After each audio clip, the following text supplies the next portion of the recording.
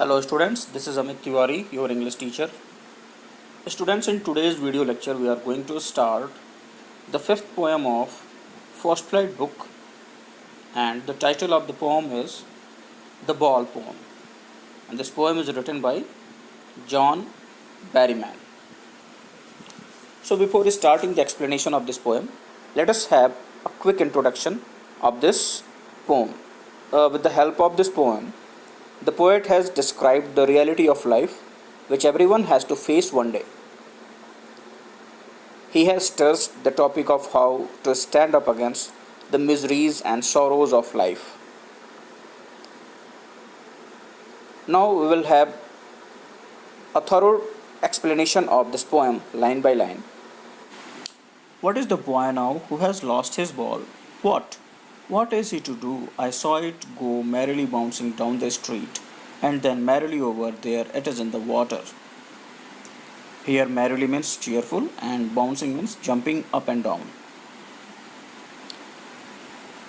इस स्टेंजा में पोएट उस लड़के की फीलिंग्स के बारे में बता रहा है जिसकी बॉल उससे गुम हो गई है, उससे अलग हो गई है,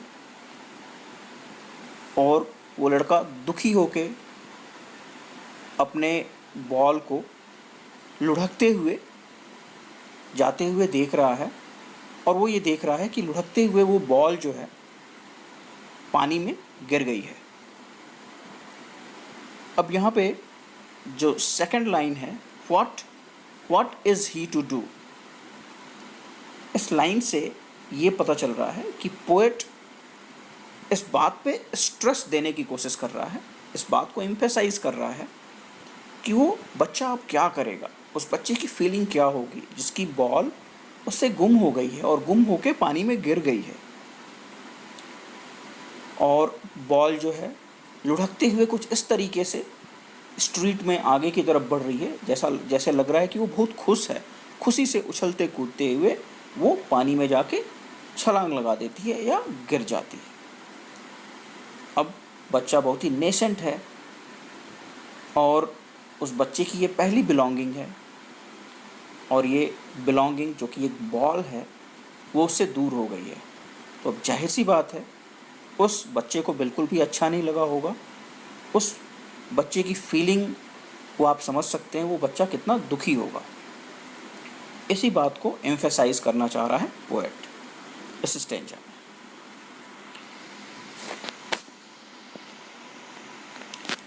Now we'll see the literary devices of this stanza. The literary devices that has been used in this stanza. The first literary device is anaphora. Anaphora is the use of repeated words in two or more lines. जैसे कि पहली line में What is the boy? What and merrily bouncing merrily over. तो यहाँ पे what को आप देख रहे होंगे 3 बार यूज़ किया गया है. पहली लाइन में व्हाट इज़ द बॉय और दूसरी लाइन में व्हाट को 2 बार यूज़ किया गया है, और अगेन मैरिली बाउंसिंग और मैरिली ओवर, मैरिली को 2 बार यूज़ किया गया है. तो इस तरीके से एक ही वर्ड को रिपीटेडली 2 या 2 से अधिक लाइंस में यूज़ किया गया. तो यहाँ पे एनाफोरा है. जो नेक्स्ट लिटरेरी डिवाइस है वो है assonance. Assonance is the repeated use of vowels. तो यहाँ पे ओ वॉवेल का रिपीटेड यूज़ किया गया है. Boy, now, who, lost.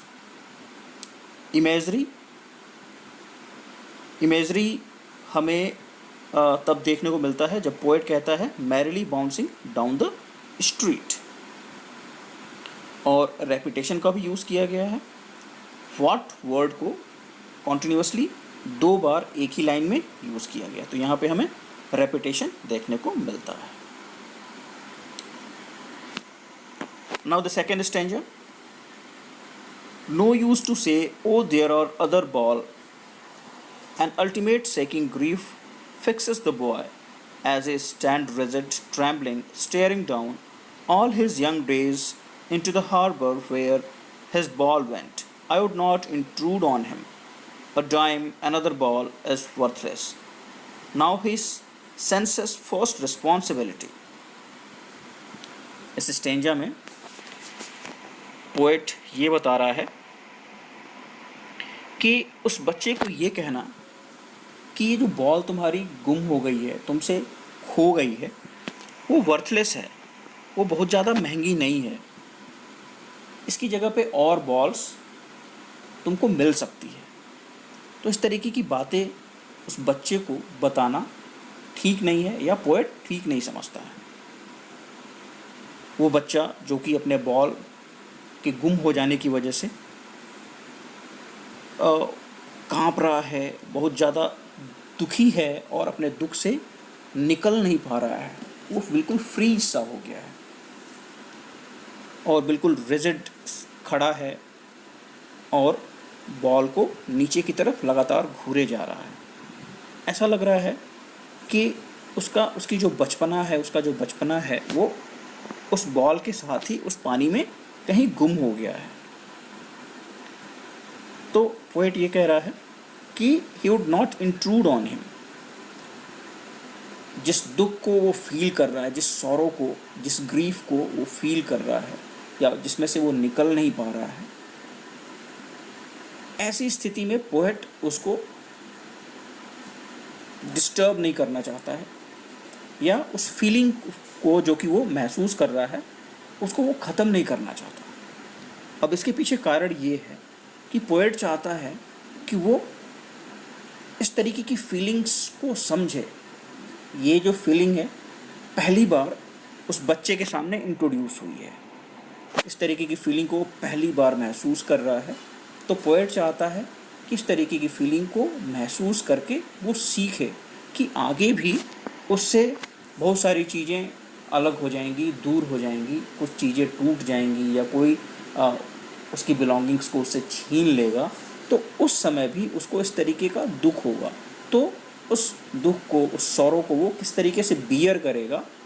अगर पोएट आज उसको रोक देता है या उस दुख से उसको बाहर निकाल लेता है तो शायद इस चीज़ को वो न सीख सके। A dime another ball is worthless. Now he senses first responsibility. Dime means 10 cents. USA में जो हमारे यहाँ रुपीज़ होता है या पैसा होता है, तो छोटे डिनोमिनेशंस को हम पैसा बोलते हैं, सिक्के को। वैसे ही यूएसए में सेंट बोला जाता है। तो 10 सेंट्स को एक डाइम कहा जाता है, 1 डाइम कहा जाता है। और हार्बर का मतलब होता है डॉक या पोर्ट। ट्रैम्बलिंग का मतलब शेकिंग। और rigid means fixed. Grief means sorrow. Worthless means valueless और यूजलेस। तो पोएट ये कह रहा है कि ये जो यूजलेस बॉल है वो तकरीबन 1 डाइम की है, यानी 10 सेंट्स की है। लेकिन यहाँ पे 10 सेंट की बॉल की बात नहीं है, उस रिस्पॉन्सिबिलिटी के फीलिंग की बात है जो कि बच्चा पहली बार सीख रहा है या उसके सामने ये चीज़ पहली बार इंट्रोड्यूस हुई है। पहली बार वो रिस्पॉन्सिबिलिटी को महसूस कर रहा है। अब रिस्पॉन्सिबिलिटी क्या है? उस बच्चे की जो एकमात्र या ओनली जो पोजेसन है वो बॉल है, और वो बॉल उससे दूर हो गई है।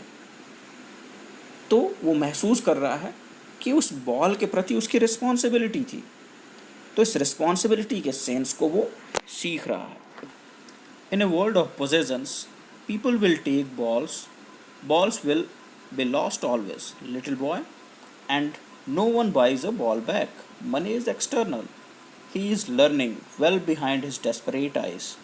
The epistemology of loss, how to stand up knowing what every man must one day know, and most knows many days how to stand up. Here, possession means ownership, and external, here things which feelings are not attached. Desperate means hopeless, and epistemology means knowledge. Epistemology is a Greek word which means knowledge. तो poet इस stanza में ये बता रहा है कि इस दुनिया में जो कि पॉजेशंस से भरी हुई है, हर एक व्यक्ति की अपनी कुछ पॉजेशंस होती हैं, कुछ बिलोंगिंग्स होती हैं, किसी के पास बंगला होता है, किसी के पास कार होती है, किसी के पास घर होता है, और इस तरीके की बहुत सारी बिलोंगिंग्स होती हैं इस मटेरियलिस्टिक वर्ल्ड। तो इस दुनिया में कुछ लोग जो है, जैसे मान लो अगर आपकी बात की जाए, आपके पास अपनी कुछ बिलोंगिंग्स हैं, तो हो सकता है कोई तुमसे उन सारी चीज़ों को छीन ले, या कुछ चीज़ें जो हैं टूट जाएं या ख़राब हो जाएं, या कुछ चीज़ें गुम हो जाएं। तो ये सारी चीज़ें होती रहती हैं। These things are quite obvious.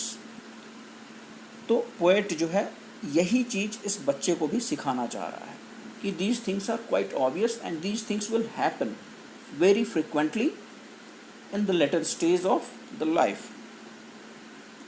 और कोई भी व्यक्ति जो है इन चीज़ों को दोबारा खरीद के आपको नहीं देगा। दोबारा खरीद के नहीं देगा, ये कहने से यहाँ पे ये मतलब है कि कोई भी आपको उस दुख से निकालने की कोशिश नहीं करेगा, कोई भी आपको मदद नहीं करेगा। आपको उस दुख को खुद झेलना होगा, खुद बियर करना होगा। इसलिए भी इस समय उस बच्चे को इस फीलिंग से इंट्रोड्यूस कराना बहुत ज़्यादा इम्पॉर्टेंट है।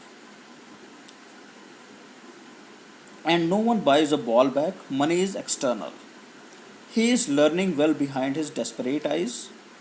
The epistemology of loss, how to stand up knowing what every man must one day know and most know many days how to stand up.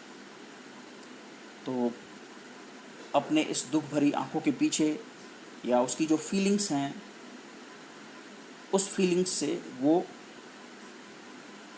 इस लॉस के नॉलेज को गेन कर रहा है, सीख रहा है कि जब आपकी कोई प्रिय चीज़, कोई पसंदीदा या फेवरेट चीज़ आपसे गायब हो जाती है या टूट जाती है या कोई आपसे छीन के ले जाता है, तो आपको बहुत दुख होता है। और इसी दुख को वो सीख रहा है कि जब ये दुख होता है तो आपको कैसा फील होता है। और जैसे जैसे लोग बड़े होते हैं, धीरे धीरे इन सारी चीज़ों को सीख जाते हैं। किसी किसी को बहुत ज़्यादा समय लगता है इन सारी चीज़ों को सीखने में, लेकिन कहीं ना कहीं वो इन सारी चीज़ों को सीख के अपने पैरों पे खड़े हो ही जाते हैं। So students, this is all about the explanation part of this poem. Now we'll see the literary devices which are used in this stanza. The first literary device is alliteration.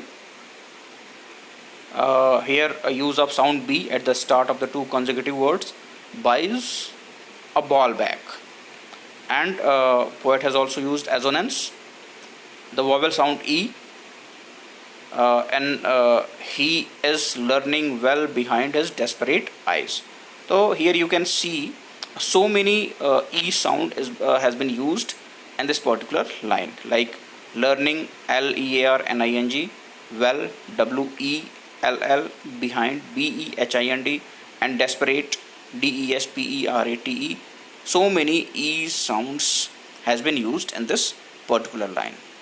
Now poet has used repetition also. The particular word ball is repeated so many times. And if we talk about the rhyming scheme of this poem, so poet has not used any rhyme scheme. The poem is written in a free verse, in a style of free verse.